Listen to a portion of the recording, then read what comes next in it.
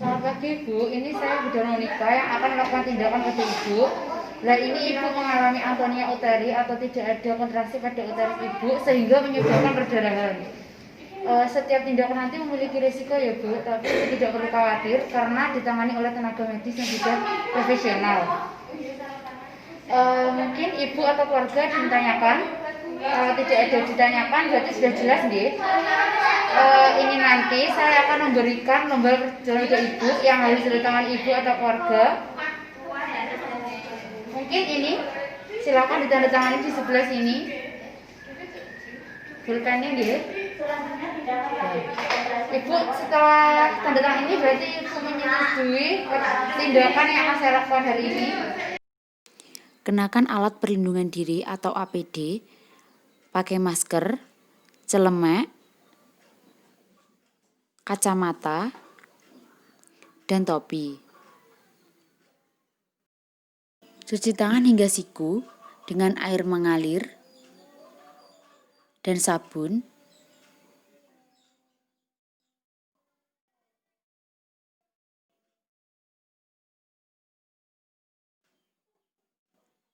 Kemudian bilas dengan air mengalir,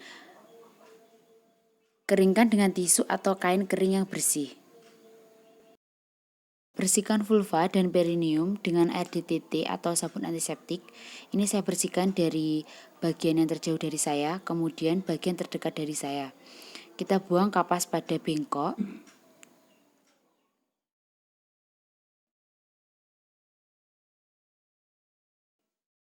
Pasang alas bokong dengan kain bersih dan kering.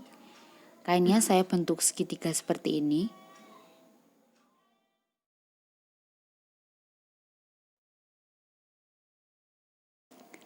Pakai sarung tangan DTT, sarung tangan panjang sampai siku. Kemudian kita susul pakai sarung tangan DTT yang ukurannya lebih kecil. Ambil bengkok dan kateter laton. Kosongkan kandung kemih. Kita buang urinnya pada bengkok. Pastikan pendarahan ini disebabkan oleh antonia uteri atau tidak ada kontraksi pada uterus. Pastikan tetesan infus berjalan dengan baik. Penolong berdiri menghadap pada sisi kanan ibu atau pasien. Tekan kepalan satu tangan di antara simfisis pubis dan umbilikus pada korpus depan bawah sehingga fundus uteri naik ke arah dinding abdomen. Letakkan sejauh mungkin tangan kiri di korpus uteri bagian belakang dan dorong uterus ke arah korpus depan atau ventral. Geser perlahan tangan pertama ke arah fundus sehingga telapak tangan dapat menekan korpus uteri bagian depan. Kemudian lakukan kompresi korpus uteri dengan jalan menekan dinding belakang dan dinding depan uterus dengan telapak tangan kiri dan kanan atau mendekatkan tangan belakang dan depan. Perhatikan perdarahan per vaginam. Bila perdarahan berhenti, pertahankan posisi tersebut hingga uterus berkontraksi dengan baik. Bila belum berhenti, lanjutkan KBI. Penolong berdiri di depan vulva ibu atau pasien. Pakai sarung tangan steril atau DTT, kemudian basahi tangan kanan dengan larutan antiseptik. Setelah itu, gunakan tangan kiri untuk menyisihkan kedua labium majus ke lateral. Masukkan tangan kanan secara obstetrik melalui introitus ke dalam lumen vagina. Ubah tangan obstetrik menjadi kepalan dan letakkan dataran punggung jari telunjuk hingga kelingking pada fornix anterior dan dorong segmen bawah uterus ke kranio anterior. Letakkan telapak tangan kiri pada dinding perut dan upayakan untuk mencangkup bagian belakang korpus uterus seluas atau sebanyak mungkin.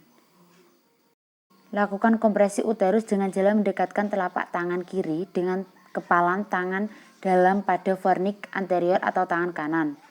Bila perdarahan belum berhenti, lanjut ke tindakan KAA.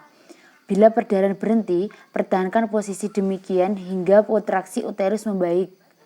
Kemudian, keluarkan perlahan-lahan tangan kanan yang ada dalam vagina dari kepalan menjadi obstetrik. Masukkan tangan ke dalam wadah yang berisi larutan klorin 0,5%. Bersihkan sarung tangan dari darah atau cairan tubuh pasien. Lepaskan sarung tangan secara terbalik dan rendam dalam wadah tersebut.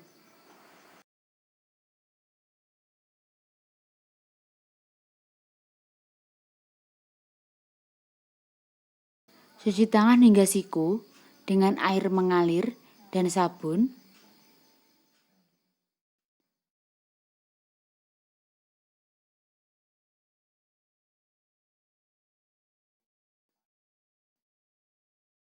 Bilas dengan air mengalir. Keringkan dengan tisu atau kain kering yang bersih. Pakai sarung tangan DTT, sarung tangan yang panjangnya sampai siku. Kemudian susul pakai sarung tangan DTT yang ukurannya lebih kecil seperti ini. Baringkan pasien di atas ranjang. Penolong menghadap sisi kanan pasien, atur posisi penolong sehingga pasien berada pada ketinggian yang sama dengan pinggul penolong. Tungkai diletakkan pada dasar yang rata dengan sedikit fleksi pada artikulasio coax.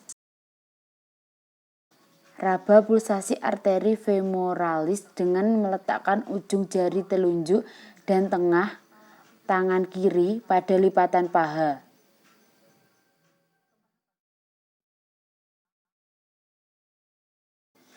Apabila pulsasi arteri dikenali, jangan pindahkan kedua ujung jari dari titik pulsasi tersebut.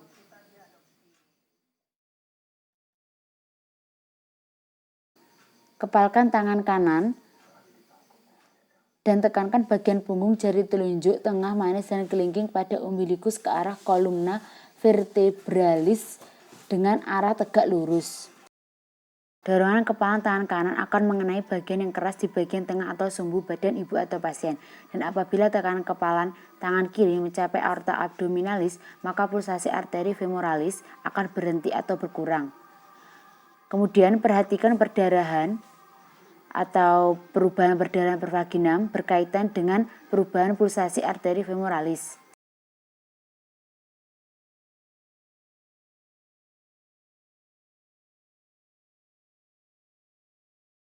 Bila perdarahan berkurang atau berhenti, pertahankan posisi tersebut dan lakukan pemijatan uterus hingga uterus berkontraksi dengan baik. Dekatkan alat yang kita butuhkan. Untuk kateter sudah saya masukkan ke dalam kondom dan sudah saya ikat menggunakan benang katun.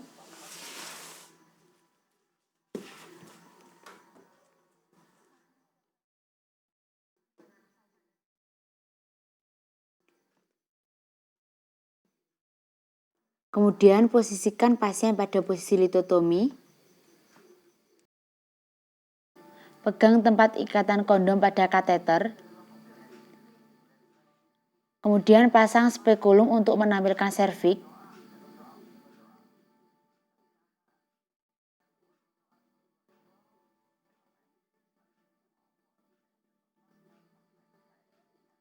Jepit serviks menggunakan tenakulum.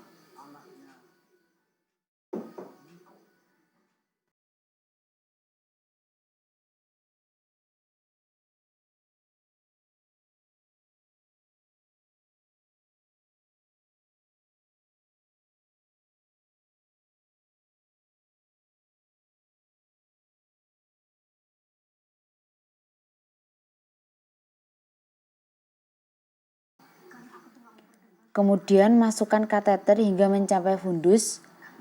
Gunakan alat tampotang untuk memasukkan kateter.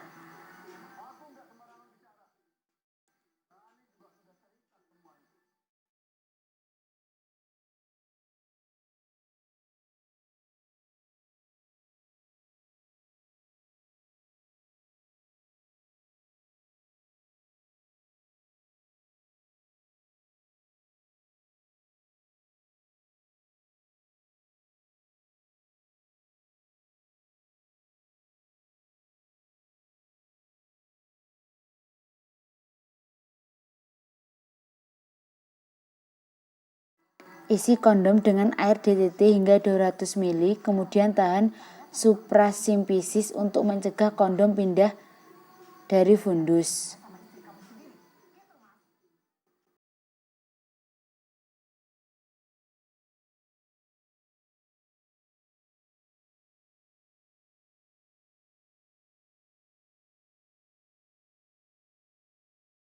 Tambahkan RDTT atau isi kondom hingga 350 ml.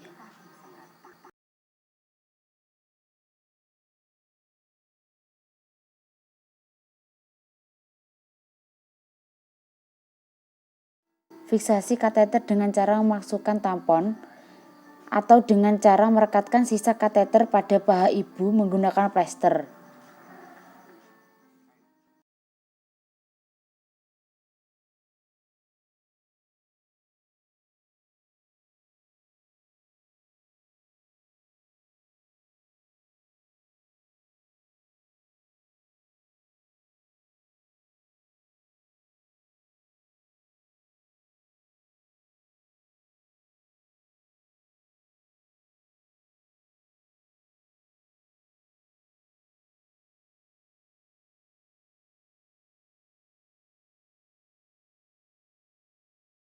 Perhatikan perdarahan yang terjadi. Jika masih terjadi rembesan, maka tambahkan 50-100 ml air DTT.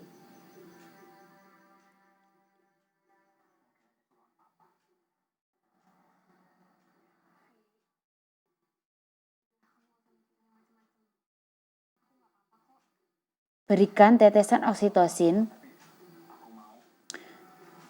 Jika kontraksi membaik atau menguat dan perdarahan sudah berhenti, maka keluarkan air dari kondom agar kateter dapat dikeluarkan.